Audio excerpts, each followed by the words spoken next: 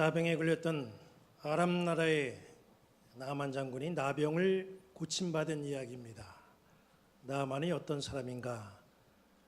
본문 1절에 보면 그를 이렇게 소개하고 있습니다. 아람 왕의 군대장관 나만은 그의 주인 앞에서 크고 존귀한 자니 이는 여호와께서 전에 그에게 아람을 구원하게 하셨습니다. 그는 큰 용사이나 나병 환자더라. 1절에서 소개하는 나만은 아람 나라의 군대장관이다. 또 아람 나라의 왕이 끔찍이 아끼는 그런 사람. 또 전쟁을 했을 때 하나님께서 그에게 은혜를 베풀어 주시고 그는 하나님의 은혜를 입은 사람. 그런데 그에게는 심각한 육신의 문제가 있는 사람. 이게 바로 나만을 소개하는 1절의 말씀입니다. 나병에 걸리면 격리되어야 되기 때문에 모든 것을 다 잃어버리게 되죠. 지위, 명예는 말할 것도 없고 가족과도 격리되어야 됩니다. 나병이 무서운 이유는 육신의 고통도 문제이긴 하지만 사회 공동체와 단절되는 그런 아픔 때문입니다. 여기 말씀 보니까 나아만은 군대 장관입니다. 왕의 신임을 받는 아주 정말 세상적으로 잘 나가는 그런 사람입니다. 지금까지는 그렇게 그가 인생길을 살아왔지만 더 이상 그럴 수 없는 상황에 처했습니다. 이제 나병이 점점 심해지고 그 흔적이 나타나게 되면은 그는 폐인이 될 수밖에 없죠. 주변에 있는 사람들은 다 떠나게 되고 그는 버림받게 됩니다. 한번 우리가 나만의 입장에 대 보십시오. 얼마나 힘들고 고민이 되겠습니까? 지금까지 자기가 그렇게 노력해서 쌓아놓은 이 탑들, 이게 다 지금 무너질 위기에 놓였습니다. 남들 보기에는 위풍당당하고 부귀영화도 누리고 천하를 호령하는 그런 출세자 같았지만은 그 속에는 남들이 알지 못하는 어둠이 찾아왔고 그는 절망 속에 빠지게 됐습니다. 겉은 굉장히 화려해요. 하지만 속으로는 한숨을 쉬는 인생이 바로 나만의 모습입니다. 오늘 본문 말씀이 우리에게 무엇을 말씀하고 있습니까? 본문 말씀은 나병에 걸렸던 한 사람이 하나님의 은혜로 육신의 질병을 치료받는 이 단순한 이야기를 말씀하려고 하는 것이 아닙니다. 오늘 말씀은 나병보다도 더 무서운 영혼의 질병의 문제를 깨닫게 해주는 대단히 소중한 말씀이에요. 오늘 우리는 나병에 걸렸지만 그 질병이 치유되는 이 나만의 모습 그리고 치유되는 그 방법을 보면서 세상 방법으로는 도저히 고칠 수 없는 이 영혼의 질병을 치유받는 그런 방법을 배우는 시간, 바로 그 시간이 이 시간이 되기를 바랍니다. 우리 선교부장 강성호 장로님이 광고 시간에 말씀하신 것처럼 우리는 추수감사주의를 영혼을 추수하는 날로 삼고 선교부가 주관되어서 그 일을 진행하게 됩니다.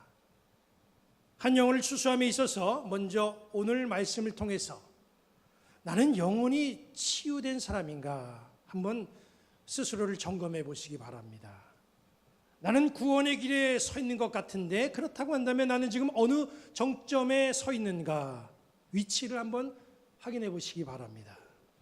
나는 영혼이 치유받아야 될 사람에게 구원의 길을 알려주고 있는 전도자로 살아가고 있는가 한번 생각해 보시기를 바랍니다. 세상은 갈수록 화려해지죠. 우리도 거기에 편승해서 멋지게 가꾸고 갖추면서 살아가려고 애를 쓰고 또 우리는 그렇게 살아가고 있습니다. 겉은 그래요. 그러나 우리의 속은 어떻습니까? 세상의 멋으로 겉은 잔뜩 치장을 했지만 그 속은 나병으로 썩어가고 있는 이 나만의 모습, 그 모습이 오늘날 이 사회 그리고 그 속에서 살아가고 있는 나의 모습은 아닌지 한번 점검해 보시기를 바랍니다. 얼마 전 오늘 당신은 안녕하십니까? 이런 유행어가 돌았던 적이 있습니다. 힘든 세상의 삶을 인사말에 빗대어서 표현한 말이죠. 그 말대로 정말 우리는 안녕한 겁니까? 예배하는 나의 마음이 시원하고 세상을 살면서 나는 예수님으로 인하여서 정말 행복합니까? 나의 가정, 나의 직장, 내가 하는 사업, 나의 공동체는 안녕한가요? 물질로, 세상 명예로, 직분으로 가려진 우리의 속, 이거 정말 괜찮은 겁니까? 우리의 영혼이 병들어 있다면 세상의 각종 화려한 것으로 아무리 우리를 치장하고 덮어도 소용이 없습니다. 아무리 가면 쓰고 살아도 삶은 행복하지 않습니다. 덮을 게 아니라 고쳐야 됩니다. 이제 우리는 나아만 장군이 나병을 고침받는 이 과정을 세세히 살펴보면서 병든 영혼이 어떻게 구원의 길에 들어서서 그 인생길을 걸어가다가 인생의 문제를 해결하는지 그 과정을 살펴보도록 합니다. 그리고 이 자리에 가려져 있는 고민과 상처로 인해서 아픔이 있는 분이 계시다고 한다면 오늘 하나님께서 우리에게 주시는 이 말씀을 듣고 여러분들이 가지고 있는 고민이 사라지고 상처는 회복되고 병든 영혼이 고침받는 역사가 있게 되기를 우리 주님의 이름으로 간절히 축원합니다. 구원의 길 첫 번째 과정은 귀를 기울이는 과정입니다. 아람 나라가 이스라엘을 침공한 적이 있는데 그때 이스라엘에서 어린 소녀 하나를 잡아왔습니다.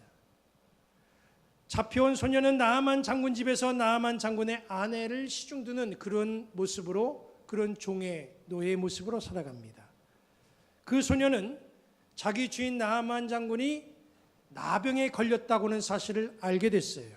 그리고 여주인에게 3절에 이렇게 말씀합니다. 그의 여주인에게 이르되 우리 주인이 사마리아에 계신 선지자 앞에 계셨으면 좋겠나이다. 그가 그 나병을 고치리이다 하는지라. 이스라엘에 가면 나병을 고칠 수 있는 선지자가 있다. 여종이 그렇게 알려주는 거예요. 이 여종의 말을 나아만 장군의 아내는 귀담아 듣습니다. 그리고 남편 나아만 장군에게 이 여종의 말을 전해줍니다. 나아만 장군의 치유는 바로 여기에서부터 시작된 거죠.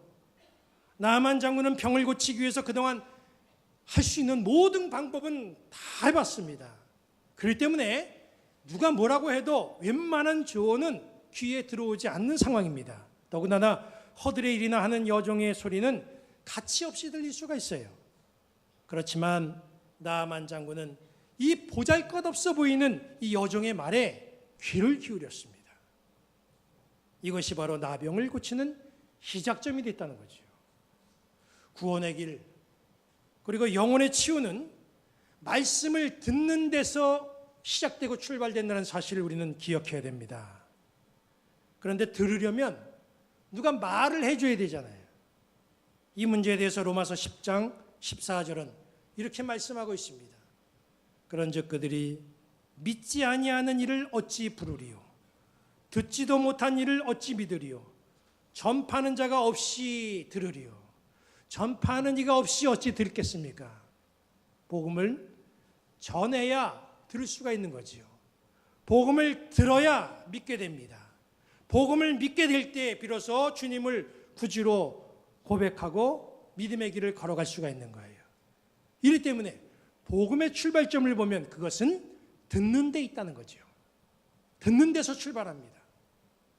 나아만 장군의 이 나병 치유는 전하고 알리는 그런 말에 귀를 열었을 때 시작되었다는 사실 꼭 기억하시고 세상 사람들이 복음을 들을 수 있도록 기회 있을 때마다 열심히 전할 수 있는 전도자의 사명 감당하는 여러분 되시기를 주님의 이름으로 간절히 축원합니다. 구원의 길 두 번째는 들었으면 그 다음엔 찾아가야 됩니다. 나아만 장군은 여종의 말을 전해 듣고 그 말을 귀에 담았지만은 사실 이거는 행동하기가 쉽지가 않습니다. 한 나라의 장군이 나병에 걸린 사실, 이것을 세상에 알려진다고 하는 것, 이것도 큰 문제이기도 하고요. 그 나병을 고치겠다고 이스라엘을 방문하는 것도 이것도 위험천만한 일입니다. 왜냐하면 이스라엘과는 예전에 전쟁을 치른 과거가 있거든요. 그런데 나아만 장군은 이 병을 고칠 수 있다고 하는 그 말에 그런 장애물을 다 해치고 이스라엘에 있는 선지자 엘리사를 찾아갑니다. 듣고 찾아가는 행동을 보였다는 거예요. 우리가 구원의 길을 가다 보면 이 길은 넘어야 될 장애물과 장벽이 너무나 많이 있습니다. 많은 사람들이 복음은 들어요. 감동은 됩니다. 말씀을 들어보니까 그렇게 될 수도 있다. 희망도 가져봅니다. 마음이 끌려요. 그러나 그렇게 끌린다고 해도 상황이라고 하는 현실 앞에서 종종 무너집니다. 구원으로 가는 길목에는 장애물이 있어요. 그 장애물을 넘어서야 되는데 이게 쉽지가 않습니다. 마가복음 2장에 보면 중풍병으로 고생하는 사람을 네 사람이 예수님 계신 곳에 메어 가지고 와서 고치는 이야기가 나오죠. 그 사람들도 예수님이 병을 고칠 수 있다고 하는 복음을 들은 사람들이에요. 예수님에게 이 친구를 데리고 가면 분명히 이 친구의 병은 날 수 있다. 확신을 가지고 길을 나섰어요. 그래서 중풍병자를 데리고 예수님을 찾아온 겁니다. 그런데 장애물이 있었어요. 보니까 상황이 좋지 않습니다. 예수님이 계신 곳에 사람들이 너무 많이 몰려 있어서 예수님이 계신 그 안에 들어갈 수가 없습니다. 사람들이 장애물이었던 거예요. 장애물이 가로막힌 그 상황에서 네 사람은 어떻게 했습니까? 그들은 포기하지 않았어요. 집으로 그냥 되돌아가지 않았습니다. 지붕을 뚫고 구멍을 내서 중풍병자를 예수님 앞에 달아내렸지요. 그리고 중풍병을 고침받았습니다. 목적을 이루었어요. 장애물의 상황을 헤치고 나간 그 행동의 결과라는 거예요. 사람들은 우리가 전도하는 이 전도를 통해서 복음을 듣고 교회를 찾아 나옵니다. 그런데 찾아 나온 그들 앞에는 포기할 수밖에 없는 많은 일들이 발생을 해요. 나병을 고칠 수 있다는 기쁜 소식을 들은 나한 장군 앞에서도 장애물들이 있었습니다. 나병을 고치려면 우선 자기의 처지를 오픈해야 됩니다. 나병을 함부로 공개하다가는 명예가 실추될 수 있어요. 사람의 입에 오르내릴 수 있습니다. 적군에게 사기를 돋구게 되고 정치적으로도 큰 위기를 맞을 수가 있습니다. 또 반드시 여종이 그렇게 얘기했다고 해서 그 말이 맞는다, 그런 보장도 사실 없는 거죠. 그런데 나만 장군은 장애물 다 걷어버리고 그 여종의 말을 믿고 앞으로 나아갑니다. 이스라엘로 나아갑니다. 그 믿음의 발걸음이 나만을 구원으로 인도한 거죠. 구원으로 가는 길에서 장애물이 있다는 사실 우리는 꼭 기억해야 됩니다. 우리가 가는 신앙의 길, 구원의 길에 장애물이 나타난다고 한다면 포기하거나 뒤돌아서서 돌아오지 마시고 끝까지 길을 갈 줄 아는 그런 용기와 인내가 있기를 주님의 이름으로 간절히 축원합니다. 구원의 길 세 번째는 순종이죠. 나만 장군은 복음을 들었어요. 그리고 장애물도 극복해 가면서 이스라엘을 찾아가는 행동을 보였습니다. 그리고 여종이 일러준 그 선지자 엘리사의 집 앞에까지 왔습니다. 그런데 엘리사의 집 앞에서 어떤 일이 벌어져요? 열왕기하 5장 10절은 이렇게 말씀합니다. 엘리사가 사자를 그에게 보내 이르되 너는 가서 요단강에 몸을 7번 씻으라. 네 살이 회복되어 깨끗하리라 하는지라. 나만 장군이 이스라엘을 찾아가서 기대한 것은 어떤 겁니까? 11절에 그 기대가 나옵니다. 나만이 노아요 물러가며 이르되 내 생각에는 그가 내게로 나와서서 그의 하나님 여호와의 이름을 부르고 그의 손을 그 부위 위에 흔들어 나병을 고칠까 하였도다. 이스라엘을 찾아가면 엘리사가 나와서 반갑게 영접하며 자기에게 기도해 줄 줄 알았어요. 나병이 나타난 그 부위를 터치하면서 고쳐줄 줄 알았어요. 그런데 엘리사의 나병 치료 방법이 나만이 기대했던 것과는 완전히 다릅니다. 엘리사의 치료 방법이 어떤 겁니까? 열왕기하 5장 9절 10절에 나오죠. 나만이 이에 말들과 병거들을 거느리고 이르러 엘리사의 집 문에 서니 엘리사가 사자를 그에게 보내 이르되 너는 가서 요단강에 몸을 7번 씻으라. 네 살이 회복되어 깨끗하리라 하는지라. 요단강물에 7번 목욕하는 게 치료 방법이라는 거예요. 이게 납득할 수 없는 방법입니다. 요단강물에 7번 목욕하는 것이 나병을 치료하는 방법이라고 한다면 이스라엘이나 그 인근 지역의 나병에 걸린 많은 사람들이 다 요단 강물에 와서 목욕하고 아마 깨끗하게 회복됐을 거예요. 이 말씀이 무슨 말씀입니까? 나병을 고침받을 수 있었던 내용은 요단강에 가서 7번 목욕한 것이지만은 치료하는 방법은 순종이었다는 거죠.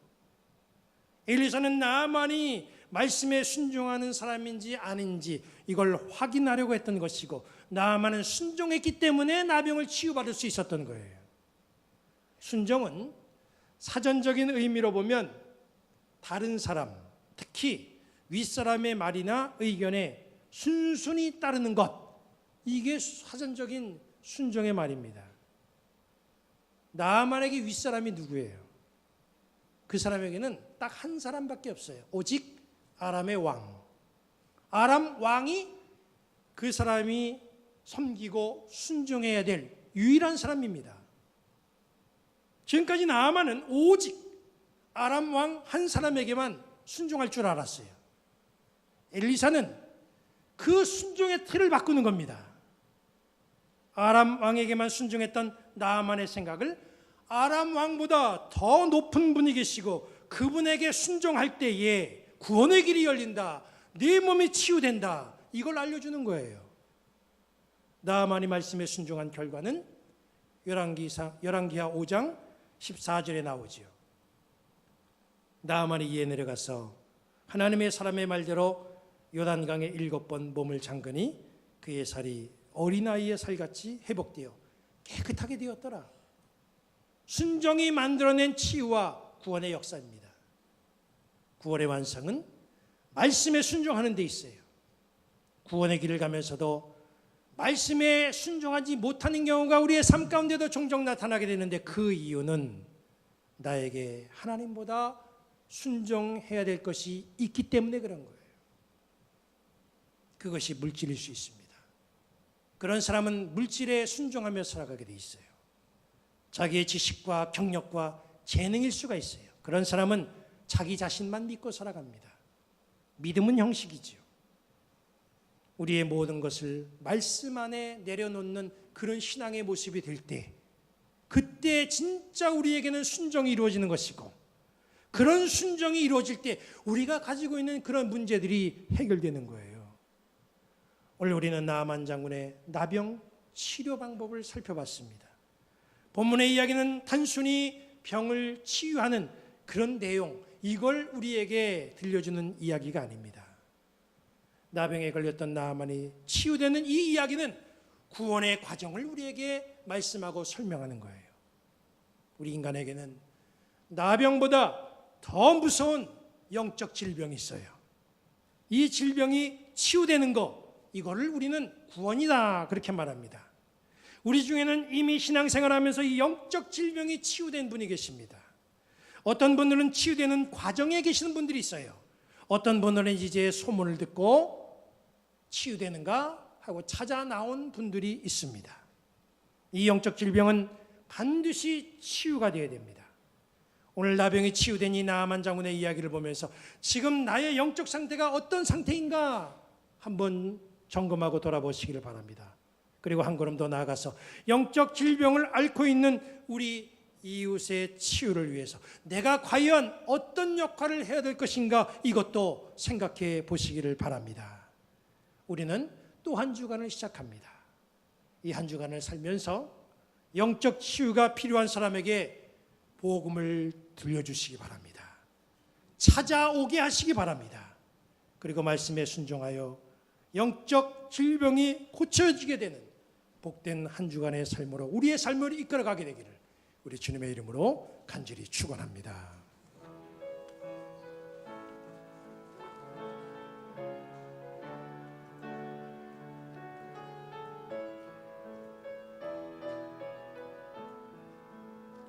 괴로울 때 주님의 얼굴 보러 평화의 주님 바라보아라.